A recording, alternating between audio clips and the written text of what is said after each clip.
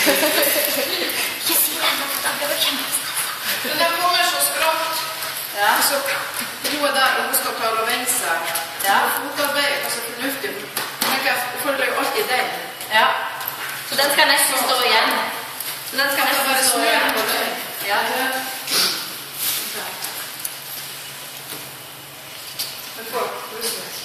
Ja, ja. Men du lar den nesten, samt at du nesten lar den stå igjen.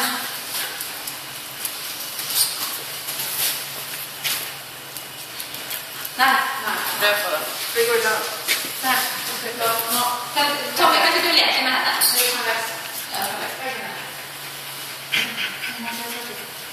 Ok, her er talen din. Dette tar vi for den boken.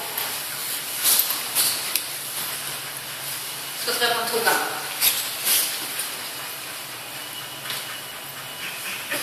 Yes.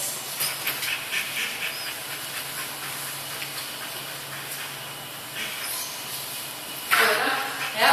Der, så tror jeg der. Ja, du tar en litt langt steg.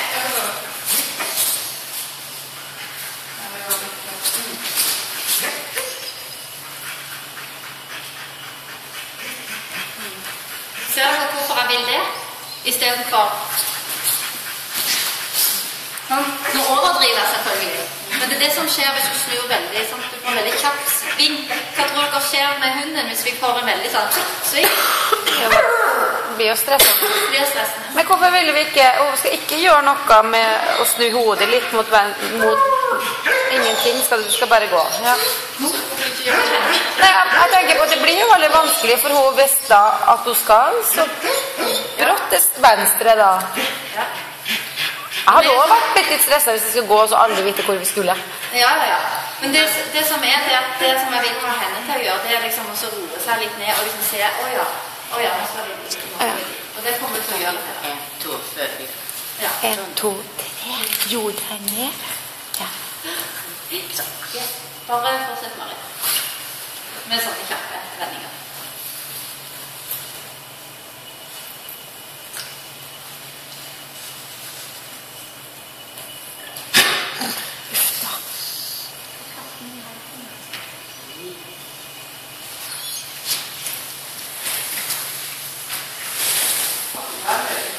Ja, jeg ser det.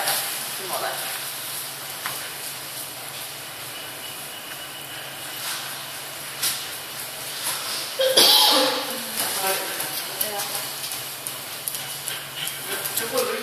Ja, derfor skal du ikke gå ofte så mye. Prøv å lage litt av vendingen på. Nå skal jeg på den siden. Ja. Riktig.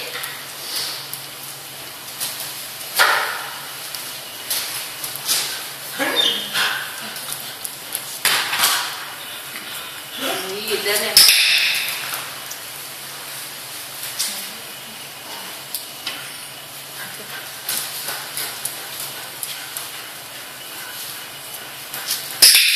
Nydelig. Kjempebra.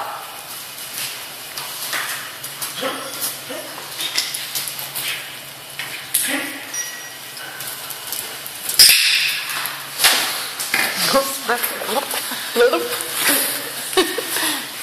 konsentrerer jeg meg jo selv på den. Ja. Og så blir det akkurat du som har en liten delay der, sånn at hun føler det. Ja. Hvor langt har du gått?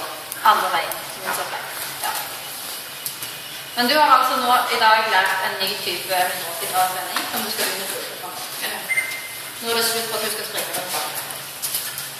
Og det er rett og slett fordi at når hunden da skal når hun har snudd sånn og så snur hunden motsatt vei, så må hun ha en intensitetsøkning for å komme seg rundt tidsnok. Sånn? Og det kan være dumt for noen hunder fordi at da kan det bli sånn at de henger etter for at de klarer ikke den intensitetsøkningen, så de klarer ikke å ta farten der. Og så kan det være dumt for andre hunder fordi at hun når hun får den intensitetsøkningen så blir det sånn. Og så vil jeg ikke ha at du skal ha flere mange som har den her og den selv, den vendingen der hun er på utsida av deg, og er på utsida av deg, og vi er med sånn, og så utsida. Hva skjer da? Jo, hunden er i yttersving. Det betyr at hunden må lenger enn oss. Hunden må gå fortere enn oss. Det er også intensitetsøkning. Så hunden må... Men du må jo nødvendigvis når du går høyere, så vil jo hunden gå på yttersida. Ja. Men da det må helt selvfølgelig. Men da er det bare 90 grader, ikke 180. Men vi har jo ikke begynt med de vendingene ennå. Det er med vilje, for det kommer til å være det vanskeligste. For da må vi liksom skyte sammen. Ja.